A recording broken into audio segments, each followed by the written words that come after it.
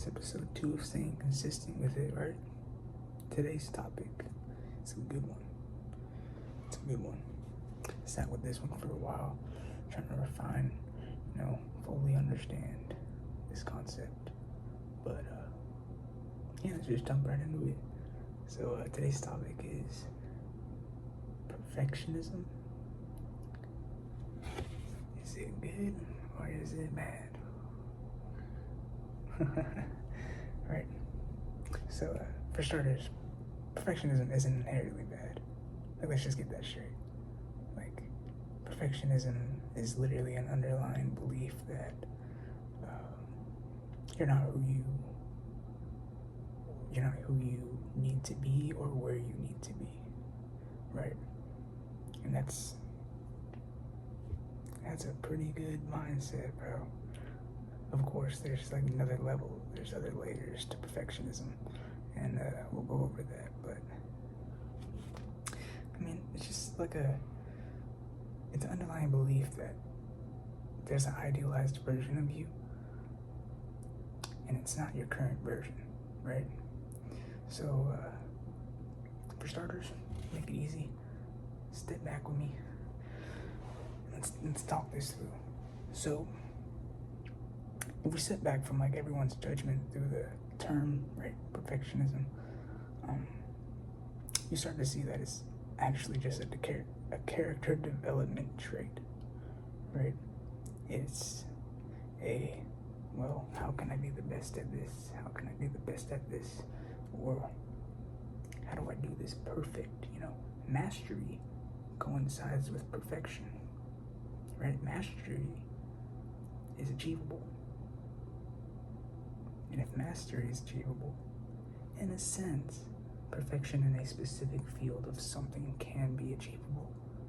But also, remember, I'm going to start it off here. Remember that perfectionism is not necessarily, let me word it like this. Perfection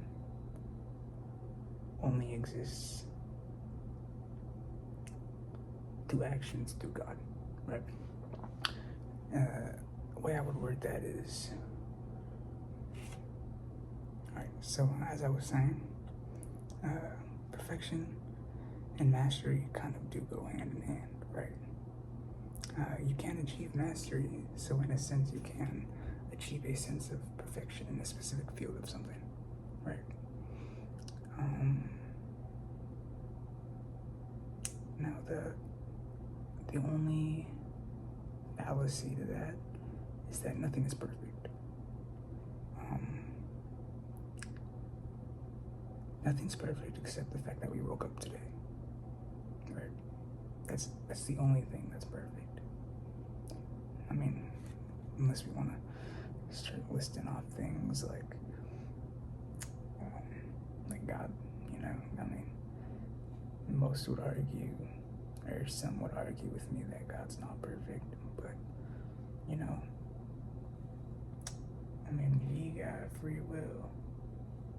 We chose to do stupid things, right? And of course, I understand the side where it's the disease stuff, where it's why would God make a disease where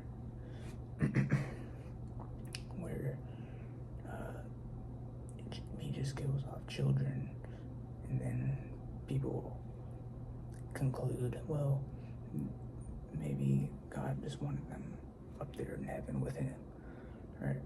That could be true. I'm not gonna say that's not true. I have no idea.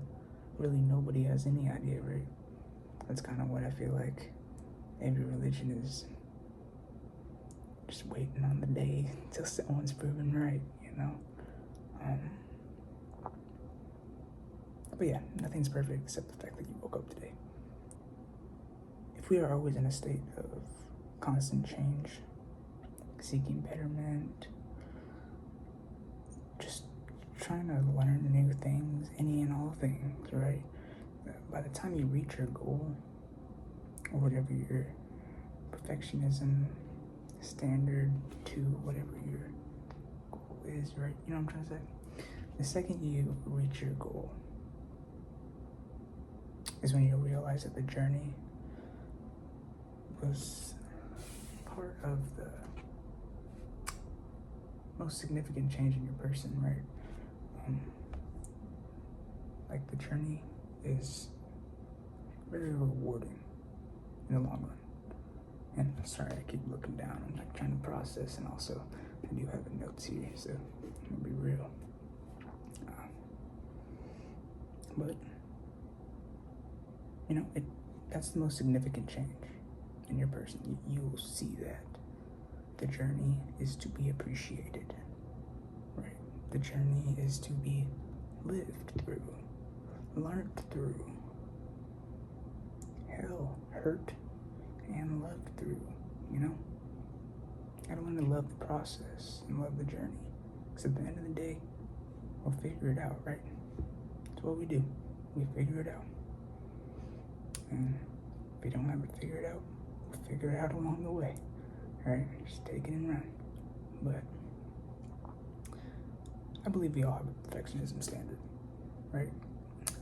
We want to see ourselves reach a specific state of being and or achieving a specific thing, right? But I think true fulfillment doesn't stem from perfection. I think true fulfillment stems from constant confidence in where you're going. So kind of like what I spoke about yesterday. The only things you should have in your mind are constructive, right? Like to truly feel fulfilled, I think you need to understand that part of that is mastering your mind, you know, your psychology, consistency, discipline, self-love and trust, and just overall, like becoming a problem solver instead of a problem identifier, right? I feel like when we constantly compare ourselves to others, the perfectionism standard either rises or lowers. But there's a good and bad thing to that, right? I personally see perfectionism as a stepping stone for finding constant betterment.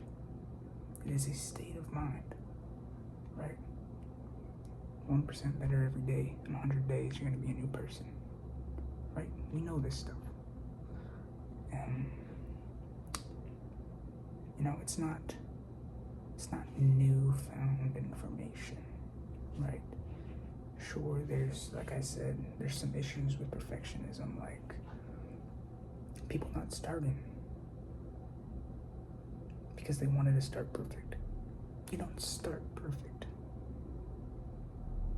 Just like mastery, you have to be consistent, stay disciplined, follow your rules, parent yourself. You have to make rules for yourself and follow them shits. And if you step out of line, you gotta be the parent to put your ass back in place.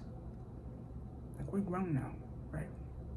Or for those that are watching that may not be grown, you will be grown eventually.